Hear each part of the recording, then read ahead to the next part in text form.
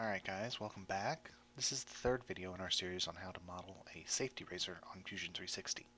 Previously we looked at how to model the handle using the revolve functions and the blade holder, the device that holds the blade above the handle. For that we used mainly extrusion functions. This time we will be looking at the razor cap, the part of the blade that passes through both the blade and the holder to screw into and secure the handle. As always, if you want to follow along with the detailed drawings, they are available on the EE GitHub. If you're having any trouble understanding where we are taking the dimensions of this part from, please come see us during open lab hours here at Niederman Hall, and we can certainly practice that skill.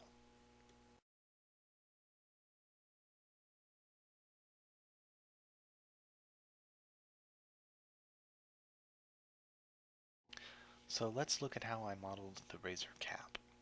First thing we should do as always is save our work. We're going to be using a fair bit of extrusion and cutting features for this model. The cap is essentially a rectangular in one cross section, so I started with a rectangular extrusion and cut the opposing cross section.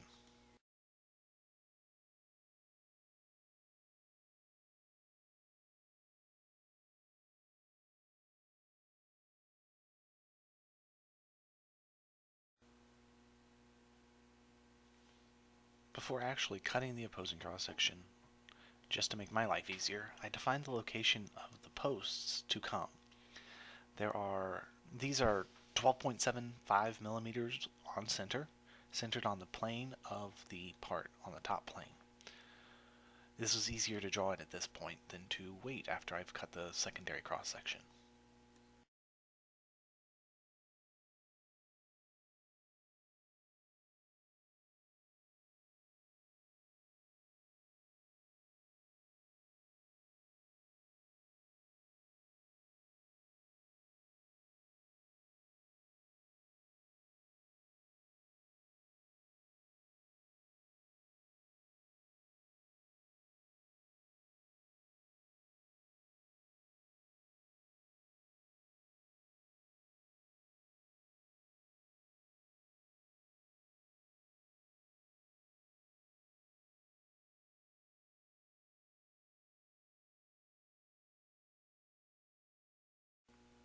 Here I'm drawing a 3-point arc to draw what will be the top of the razor blade holding assembly.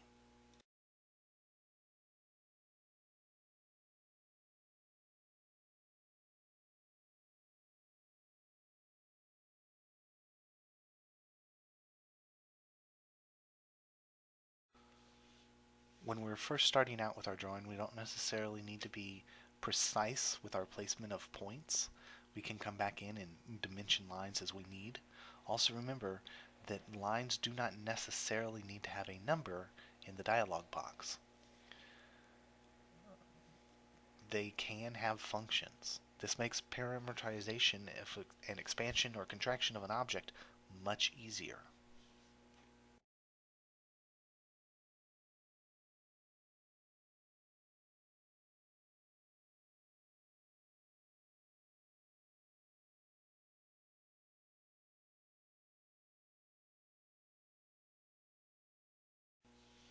For sometimes we may not want to draw a 3-point arc for various reasons. We can always draw a full circle and then force that circle to be coincident to the 2 points that we've chosen with a constraint. This may help out in your model for various reasons.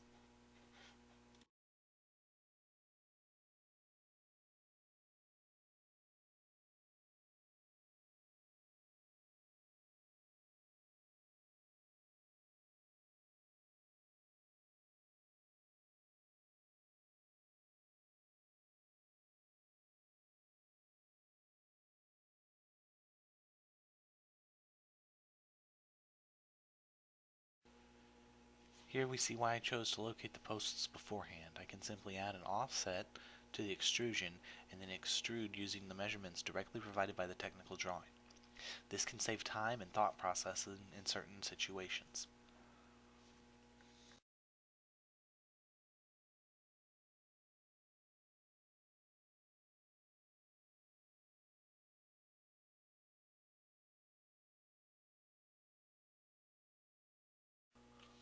Once the posts are correctly extruded, I can add threads to the center post to thread into the handle that we previously made. This is made simple in Fusion 360 by the thread feature, which creates internal and external threads for threaded objects. After that, we just simply need to cut the side posts at an angle to ease their ability to line up the post with the holes in the blade and the blade holder.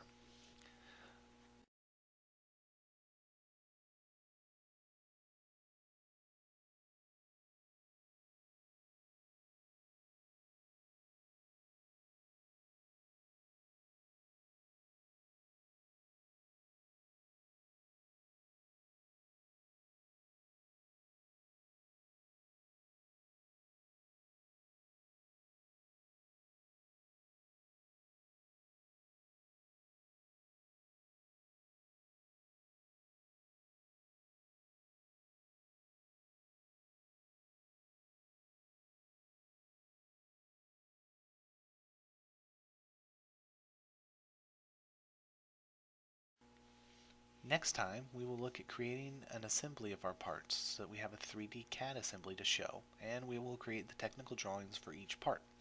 After that, we will discuss how to prepare those models for 3D printing and how to prepare them for milling, both of which can be accomplished on campus here at UTA. If you're not aware, we have a very well-stocked system of spaces for you to complete your projects. The Fab Lab in the library is open to all students for a minor fee based on the project. The engineering department operates 3 spaces throughout campus for engineering students. And the electrical engineering department has a well-staffed space in their design corridor for electrical engineering students. I will see you in another video.